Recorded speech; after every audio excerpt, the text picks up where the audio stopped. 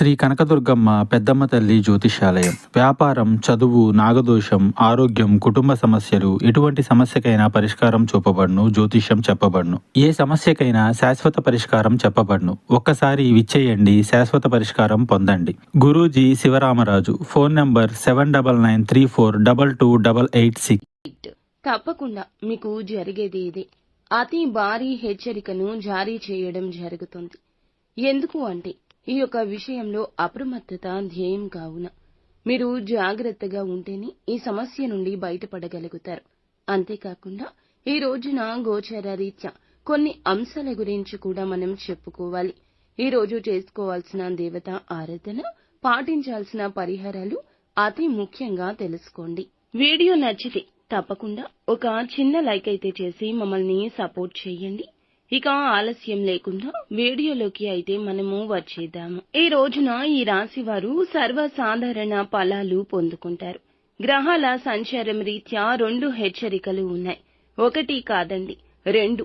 వీటి విషయంలో అప్రమత్తంగా లేకపోతే ఇక అంతే సంగతులు. మొదటగా, ఎదుటి వారితో మాట్లాడేటప్పుడు జూజాయిగా మాట్లాడొద్దు. వ్యూహాత్మకంగా వ్యవహరించండి. లేనిచో వారి మాటల గారడీకి మీరు కట్టుబడాల్సి ఉంటుంది.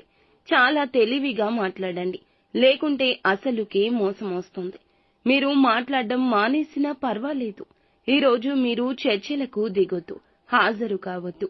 నోటి మాటతో జయించే సత్తా ఉంటేనే పంచాయతీలకు దిగండి, లేదంటే వ్యవహారాలు వాయిదా వేసుకోవడం మంచిది. ఈ రోజు ఎంత తక్కువగా మాట్లాడితే అంత మంచిది. ఎవరు రెచ్చగొట్టినా, ఏ విధంగా రెచ్చగొట్టాలని చూసినా చూసి చూడనట్లు విడిచిపెట్టండి. ఓర్పుగా ఉండండి. సుఖం అనేది తగ్గిపోతుంది, కష్టం అనేది బాగా పెరిగిపోతుంది. కష్టాన్ని ఎదుర్కొనే సత్తా కలిగి ఉండడం చాలా అవసరం. ఏ పని చేసినా దేవుణ్ణి నమ్ముకుని ధైర్యంగా చేయండి. వృధా ఖర్చులు తగ్గించుకోండి. లావాదేవీలు అప్పుడప్పుడు చెక్ చేసుకుంటూ ఉండండి. ఆర్థిక పరంగా ఎంత జాగ్రత్తగా ఉంటే అంత మంచిది. వ్యాపార రీత్యా కొత్త పెట్టుబడులకు దూరంగా ఉండడం మంచిది.